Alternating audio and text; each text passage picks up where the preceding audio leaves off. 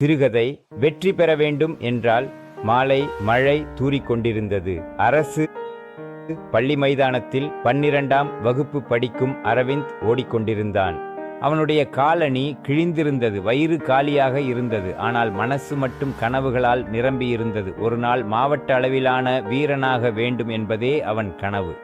ஆனால் ஊரில் பலர் சிரித்தார்கள். சாப்பாட்டுக்கே கஷ்டம், இதுல விளையாட்டு வேணாம்பா என்று கேலி செய்தார்கள். ஒரு நாள் போட்டி நடந்தது. மழை காரணமாக மைதானம் சேராக இருந்தது. இறுதி கோட்டுக்கு சில அடிகள் இருந்தபோது அவன் வழுக்கி கீழே விழுந்தான். மைதானமே அமைதியானது.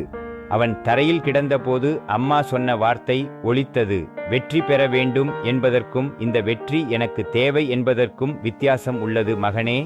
அவன் மெதுவாக எழுந்தான். முழங்காலில் இரத்தம், ஆனால் உள்ளத்தில் தீ. மீண்டும் ஓட ஆரம்பித்தான். அன்று அவன் மிகப்பெரிய வெற்றியை பெற்றான். பல வருடங்கள் கழித்து அதே அரவிந்த் தேசிய அளவிலான விளையாட்டு வீரராக மேடையில் நின்றான். அவனிடம் வெற்றியின் ரகசியம் கேட்கப்பட்டது. அவன் சொன்னான், வெற்றி கிடைக்கணும் என்று ஆசைப்பட்டதில்லை. வெற்றி இல்லாமல் நான் திரும்ப மாட்டேன் என்று முடிவு செய்தேன்.